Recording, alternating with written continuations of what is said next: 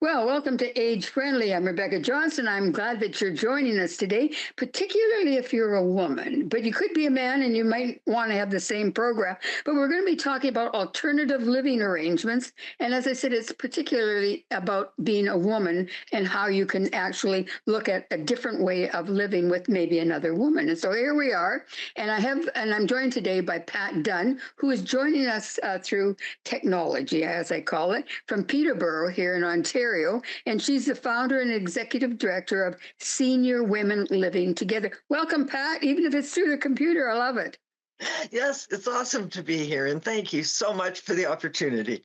Well, one of the things when we talk about alternative living and women in particular, because that's the program that you have with Senior Women Living Together, what's it all about? Tell me, let's start there. Okay. Mhm. Well, really, it came out of my own need. Back in 2019, it was about 4 years after my husband had died suddenly, and I realized I did not have enough money to take care of myself, mostly because the rents were so high. So, and they just got worse and worse and worse since then. They've tripled since 2019. Right. But anyway, the other thing that was going on for me was I was lonely. Been married a long time, and I was lonely living alone. So I thought, oh, I wonder if I could do something that would fix both those things. So it got me thinking back to the Golden Girls show. Maybe you remember that one. Yes, I do. And the four older women living together. And I thought, why not? So I looked on Peterborough for houses to rent, 4-bedroom houses to rent, and it meant that we'd each spend, $600 or $700 a month, and that was well within my income. And I felt really quite excited about it. So I opened a Facebook group for Peterborough area women to join and just to talk about, because I had no idea at the time what it was going to look like or how I would do it. To talk about it. And at the end of 1 week, I had 50 members. And at the end of a month, I had 200. So I thought, okay, this is a big problem, and it's not just my problem. So I started to do some research, and at this time now, the most recent statistics, there's 144,000 single senior women in Ontario living in poverty and in unsuitable housing. And that's just really awful, I think. I So, agree. yeah, so Mhm. I thought, well, it sort of felt good because I thought, well, I'm not alone. But it also was like, I can't just open a Facebook group and get people I want to live with and then leave everybody else with nothing. So I had a background in program development, and so it was an easy slide to start to develop a program. And I did it though in conjunction with women in the group. I learned how to do it and how to put it together so it would work through the women, what they liked and didn't like about it, and yeah, and that was the start of it. The Facebook group. Then we became a nonprofit corporation and opened a website, and now we do everything on the website for everyone in Ontario.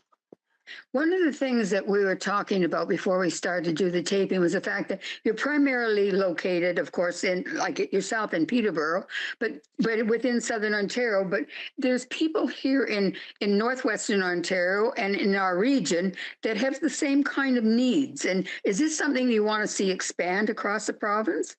Well, yeah, we do offer our website is for everyone Right. anyone in Ontario. We do have some women from Thunder Bay in Mhm. our on our website and from Sudbury. Um, but yes, I mean the statistics are the same everywhere. The tripling of the rent, the lack of supports for seniors living alone, so that even though you might not be lonely, you're maybe at risk. Mhm. It could be, you could be for safety issues living alone and so on. And yeah, there's just far too many of us struggling. That's Right. for sure. One of the things that I was thinking about, there's certainly a financial, which you've identified very clearly, but there's also a health situation that can occur. And if you're by yourself, sometimes that can be a real challenge. But if you're living with another woman, there's somebody there that can help you through, I don't know, whether it's a flu or cold or whatever it happens to be, or even if it's something a little more serious. Yeah, well, that's the thing. I mean, I'm living with two senior women now. We've been living together 6 years, and about 2 years ago, one of them ran into a problem with arthritis getting worse and worse and worse, and so she's had two knees replaced and a hip replaced over the last 2 years, Mhm. and we've been able to help her. And she says all the time, I don't, what would I have done if I was still sitting in my little apartment by myself, no family to help me? My Right. friends all in the same boat I am. They can't come out in the snow. They can't, they're the same age I am. So she said, just thanks, so grateful for the fact that she was already living together with us when all of this came about. One of the things though is family. How would you manage if I'm assuming that three of you that you're together would have family? How does that work within the three of you being together?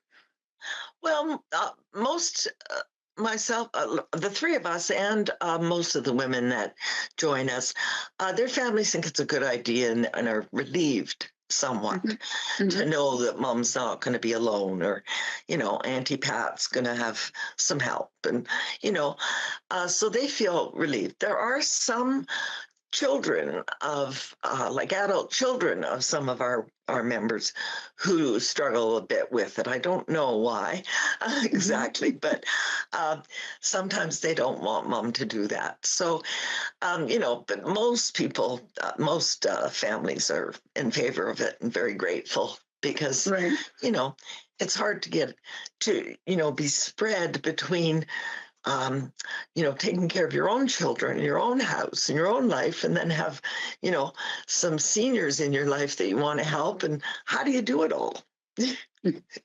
That's very true. I like the point that you make about isolation because many older women and men as well, but they live by themselves and they don't go anywhere. They don't have interaction with other individuals, which to me is a detriment to them, even mentally. Well, yes, and we certainly know this now from research that Right. loneliness and isolation actually increase your risk of dementia, you increase your Hmm. risk of health, heart problems, just all kinds of things. So and what we noticed with our group is that when COVID happened and there was the lockdown, Right. a lot of women who had been living alone quite happily without thinking about it, not particularly lonely, they'd been doing it a long time, and they suddenly realized how at risk they were. Through the lockdown, they realized, and, that it just took something like that to highlight the Mhm. risks they were taking. So they joined us. And that was a good decision on their part. We're going to conclude this segment, Pat, for now, but we're going to talk in the next segment about how you can get organized, how you can sign up and be some of the things along that line. So stay tuned, everybody that is watching. And as I say, my guest today is Pat Dunn from the Senior Women Living Together. And hopefully you have a chance to really think about maybe it's something that you would like to have in your future. And Pat will be with us in a few moments to talk about the next segment of Living Together.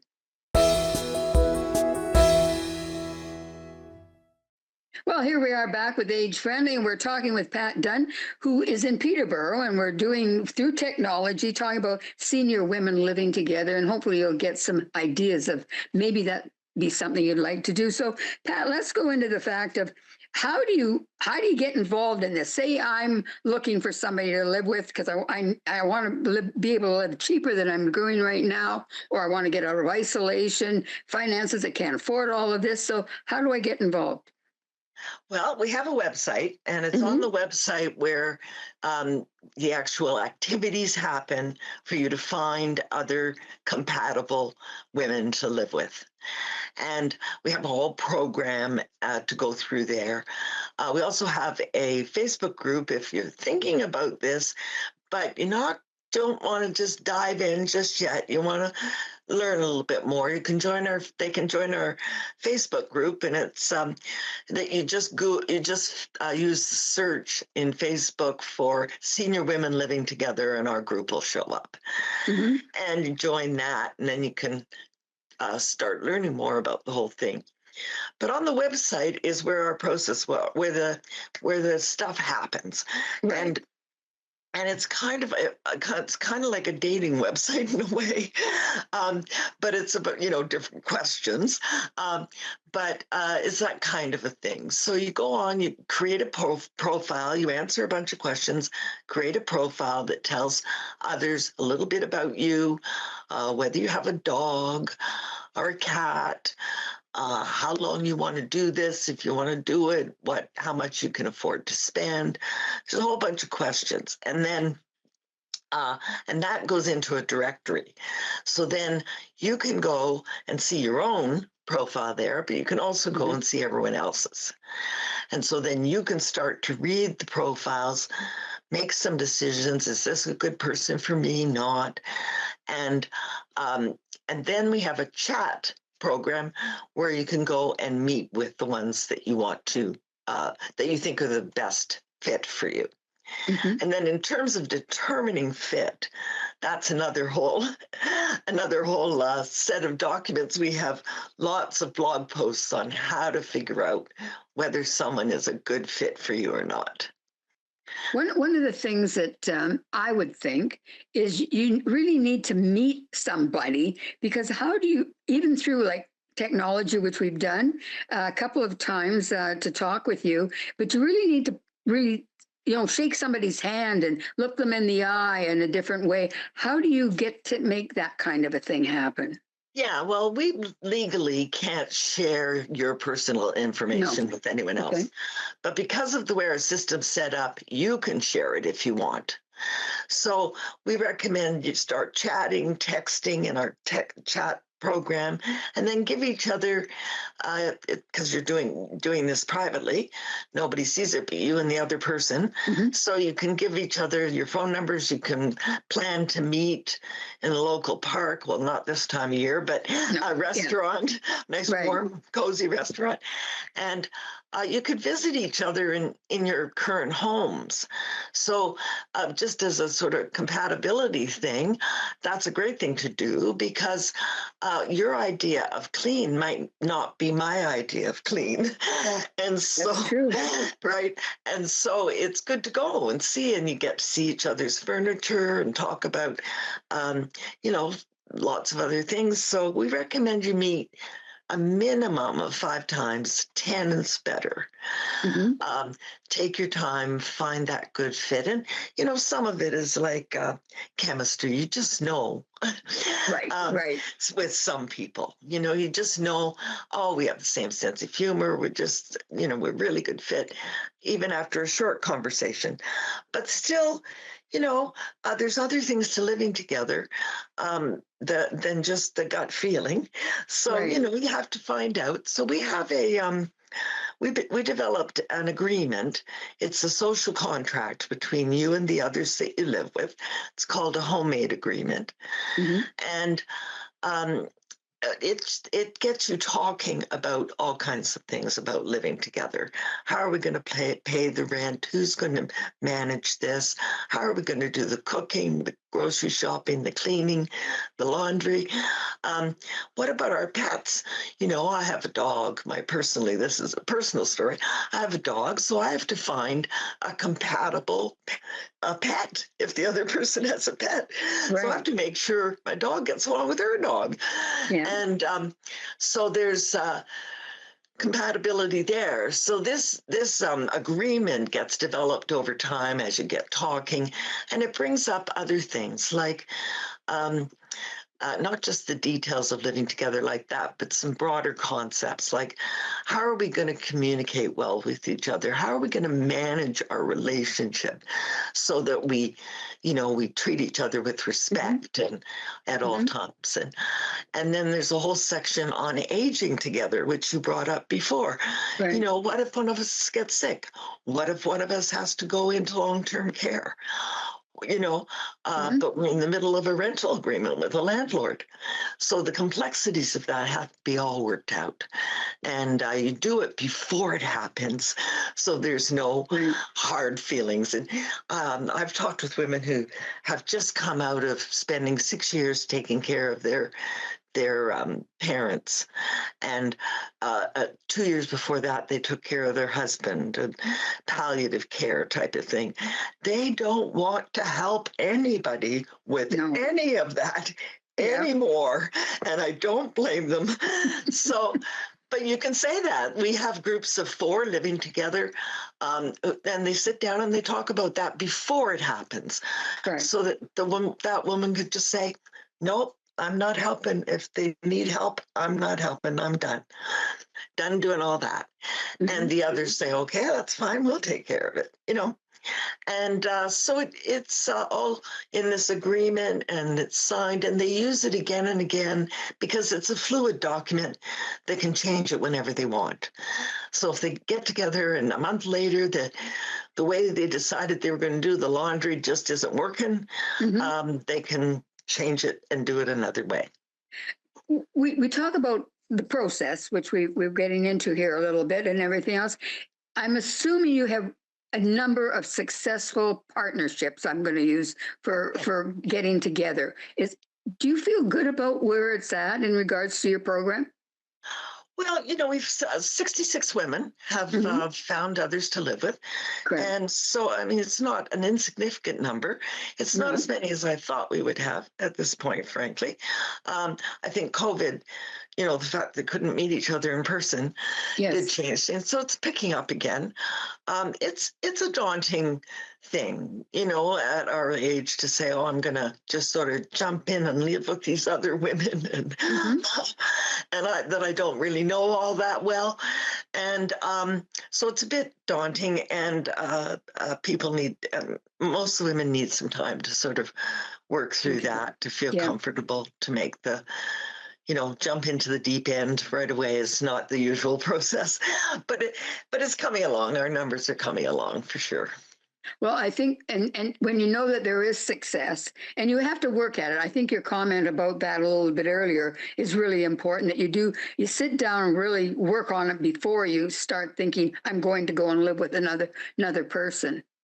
Yeah, yeah, it's important to do all the prep stuff, Right. um, and sometimes though, people are in bad way these days. I mean, if you get an eviction notice, you've got 60 days Hmm. to move, and there's nothing out there that you can afford. So they No. come to us and they go, "Oh, I could afford it if I could live with some others." Right. Great. But then they still have only 30 days left now to get it done. Get it And, together. so they Well, don't get, "Oh, do we'll you have to?" conclude on that for the moment, and no, we're all good. We'll be back in a few moments to finish this conversation, though. Pat Dunn, my guest. Well, here we are back with Age Friendly. Pat Dunn, our guest, and we're talking about senior women living together. And if you've been wondering how we're going to do what's next and all the rest of it, well, we're going to be talking about the fact that we have homemates. I like that. In between segments, we talked about homemates. What does that mean to you, Pat? Well, I looked at the wording when I first started and I thought, well, what Uh-huh. are we going to call ourselves? And I thought, well, housemates, I don't know, sounded kind of, I don't know, boring. and Well, it does in a way. Yeah. besides, you might not live in a house, you might live in an apartment or a Hmm. condo or, um, so I thought roommates also sounded childish somehow. So I don't know. I just thought maybe homemates. Why not homemates? And it's just Yeah, flows that's off very the tongue appropriate. now. Yeah. Yeah, that's appropriate. One of the things that we didn't get into is the fact of, okay, you have two women, they've gone through the process, they vetted each other, and they're saying, like, we're ready to get together. How do you find a house? Do they go into one of their homes or wherever they happen to live before? How do you work that in? Yeah, well, the various ways. We do have homeowners Hmm. that come to us and want to find someone to come and live with them in their home. Correct. This helps them out a great deal too. And so that's sometimes the option. That's what happens. The house is already there because the homeowner is there. Hmm. But more frequently, there's, like you suggested, two of them get together. Now they look for a place to live, and that, there's difficulty finding things affordable even when you're sharing. So what we have done from time to time, and we can never guarantee this, we've worked with a landlord ahead of time with Hmm. SWLT, Senior Women Living Together. Our organization has developed a relationship with the landlord, and we require that they're not going to flip it in 2 years. Right. Mhm. That they're going to abide by rent control, annual rent control, and I get a feel for them as people before we start this, and then I can offer that place, their property, to our memberships, Hmm. and our homemade groups then can decide whether that's a nice place for them to live or not, and we get it at uh, a much more reasonable rate. Do you work with realtors then in the Peterborough area? I don't know that there's anybody up in the north here or northwestern Ontario that's really doing this. This is something we need to educate them on, then I would say. Educate the realtors, you mean, or Yes, educate the yes, landlords? Yeah, yes. yeah, Both yeah. actually. Hmm. Yeah, I've had to educate, still am. Well, we make great tenants. And if you're a good landlord, you know that there's no point in just having anybody No, get your place because who knows? But at least you get, two, three, or four senior women who know how to take care of the place. And, we don't have wild parties. a, a wild party is, an extra glass of wine after dinner and then bed. but um, but we're good tenants, and so I talk to the landlords, and share the value that we bring to them, right. and a good landlord is interested in that and is willing to take a little less in rent for Mhm. the advantage. And the other thing we don't do, unless we don't just leave, we don't come for a year and go, No, we dig our roots in, and we stay. So it's worked out not too badly with no. landlords. Yeah. One of the things we haven't talked about, and looking up on your website, which I did prior to the program today, is the fact that you have a newsletter that goes out. Can you tell us a little bit about what this information that's in that? Yeah, well, it's actually I'm getting kind of tired of writing it. I'm running out of things to say, believe it or not. Um, but so I'm looking for someone to lend a volunteer to lend me a hand with it. But it's just Mhm. a regular monthly sent by email newsletter, and I just catch people up on what we've been doing, talk a little bit about seasonal things related to housing or issues in the news about housing, that sort of thing, and then provide, how to get in touch with us and all of that. And then we get quite a few join the newsletter and then end up joining our website. So we get quite a few referrals from the newsletter. It's a pretty short read, but Right. it gets you caught up on things. Yeah. And do you ever get together, like say through a virtual meeting with all of the different ladies that participate in the program? Yeah, in groups. Okay. Our myself and the other volunteers, we're all volunteers. Nobody's Hmm. paid. Um, we have group meetings for various reasons. I'll have a group meeting for sure with every Right. homemade group. So once they start looking for somewhere to live, I start meeting with them for sure. And then we in our chat program they're in geographic groups. So for instance, in London, there's a moderator for that group, and she helps them get together as a whole group. Oh, all right. So Yeah. there might be 15 or 20 that go to a restaurant one day and Mhm. get to know each other, and start to figure out which ones they'd like to live with. So that happens as well. Yeah. Well, the opportunity that you have presented to the community is significant in the fact that you can find solutions for women in particular.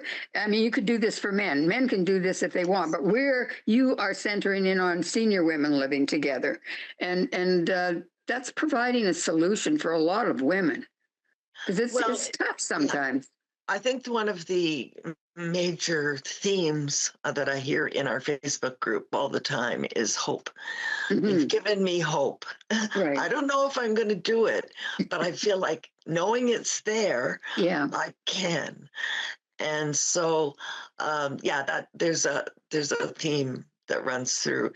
Everybody talks about it every now and again.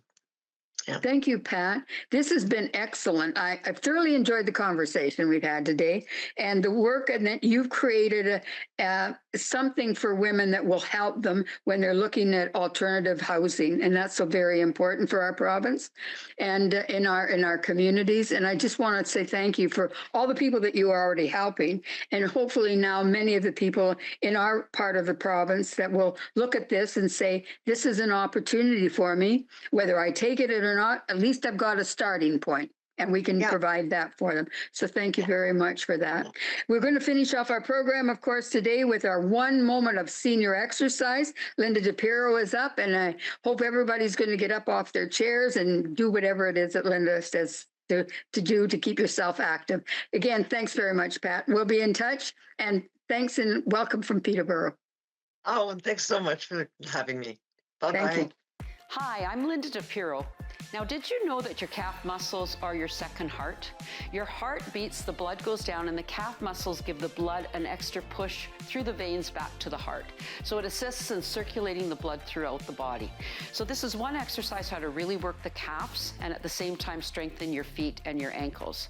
I'm going to start with my feet just a little bit apart, and I have my sternum lifted. I'm just going to add a few little bends. Now I'm going to plie, which is the bend, pop my heels, straighten, and lower. And I'm only going to do a few reps with this, but I would like you, when you're doing it, to go into 5 to 6 reps.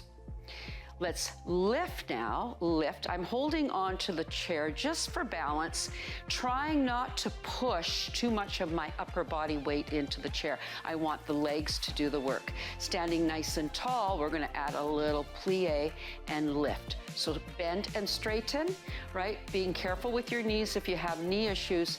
Do about 8 of those and then little tiny pulses for about 8. You can try removing your hand from the chair to balance. Now this can be done parallel, a turnout, a wider parallel, and a turnout.